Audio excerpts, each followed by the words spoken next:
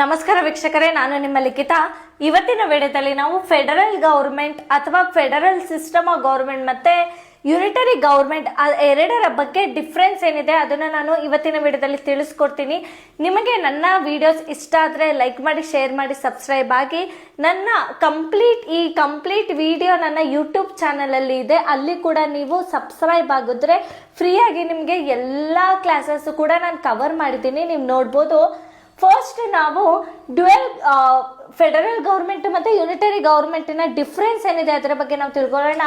ನೋಡಿ, ಯಾವ ಬೇಸಿಸ್ ಮೇಲೆ ಫೆಡರಲ್ ಗವರ್ಮೆಂಟ್ ಮತ್ತೆ ಯೂನಿಟರಿ ಗವರ್ಮೆಂಟ್ ಅಂತ ಡಿವೈಡ್ ಮಾಡಿದ್ದಾರೆ ಅಂದ್ರೆ, ಸೆಂಟ್ರಲ್ ಗವರ್ಮೆಂಟ್ ಮತ್ತೆ ರೀಜನಲ್ ಗವರ್ಮೆಂಟಿನ ಮಧ್ಯೆ ಅಥವಾ ನ್ಯಾಷನಲ್ ಗವರ್ಮೆಂಟ್ ಮತ್ತೆ ರೀಜನಲ್ ಗವರ್ಮೆಂಟಿನ ಮಧ್ಯೆ ಯಾವ ರೀತಿ ಪವರ್ ಡಿಸ್ಟ್ರಿಬ್ಯೂಟ್ ಆಗಿದೆ ಅದರ ಬೇಸಿಸ್ ಮೇಲೆ ಅದು ಫೆಡರಲ್ ಗವರ್ಮೆಂಟಾ ಅಥವಾ ಯೂನಿಟರಿ ಗವರ್ಮೆಂಟಾ ಅಂತ ಡಿಸೈಡ್ ಮಾಡ್ತಾರೆ. ಸೊ ಮೇಜರ್ ಆಗಿ ಯಾವುದ್ರ ಬೇಸಿಸ್ ಮೇಲೆ ಅಂದ್ರೆ ನ್ಯಾಷನಲ್ ಗವರ್ಮೆಂಟ್